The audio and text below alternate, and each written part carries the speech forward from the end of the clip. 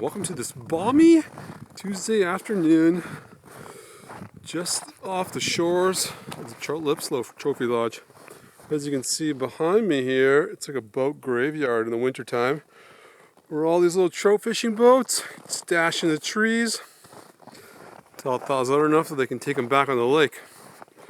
This is the dock right behind me here, and then we're about to take a little stroll on the frozen lake behind me.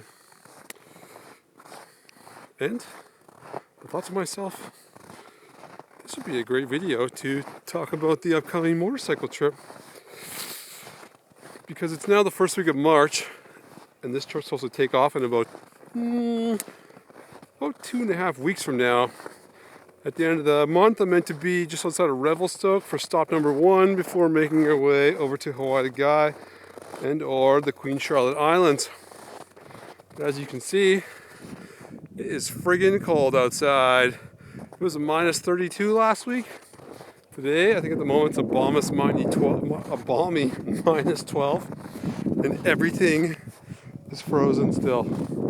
It's a frozen rock out here. It's like glacier country. When I started mapping this out, it was like the middle of January, unseasonably warm. And it was like plus 10 or 8 or 5 for a week or two. And the grass behind my house was brown. And there was literally people out riding motorcycles in the middle of January. And I thought to myself, wow, if this keeps up, this is going to be amazing. Because I'll be able to ride my bike in like February, let's say. So I made the plans to leave the end of March. But as you can tell, it's going to be a little tricky riding through the snow and ice at the end of March. So hopefully everything warms up a little bit. The only time I've actually ever ridden through snow was in Peru. And that was not planned. We were crossing, I think something like 12 or 13,000 feet on the back of Claire, Angie and I. There was a blizzard and I couldn't actually see anything. I remember coming up over this peak and there was a big truck in front of us, like a big 18-wheeler style truck in first gear, grinding its way through the blizzard. One going slow because it was slow going, and two because you probably couldn't see anything. And I just remember coming right up behind him and just catching the faint glow of a red brake light or red tail light on the back of his truck. And I'm like, oh man, not only is there a blizzard, I can't see anything, there's also a friggin' 18-wheeler going 2 kilometers an hour up the hill, and I have to pass him. So while I'm passing him, unable to see what's in front of us, I'm basically hoping that no one else is coming. On the seat behind me, someone's passing out. And that was Angie, passing over in the back seat because there wasn't enough oxygen for her.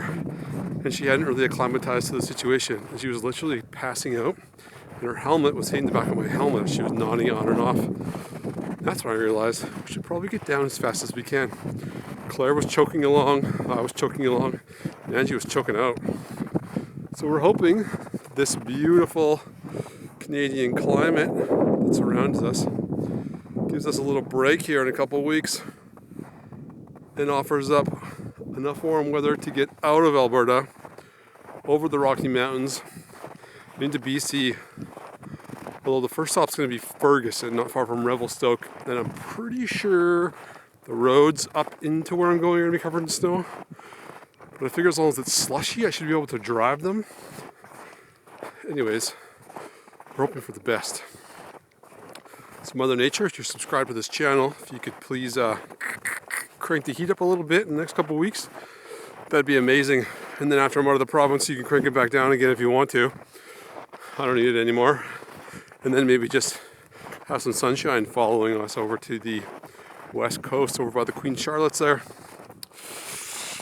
Anyway, that's a blizzardy update from not far behind the 𝗔𝗶𝘅 Trophy Lodge in downtown Alberta. Where, as you can see, things are still frozen. 2.5 weeks till departure.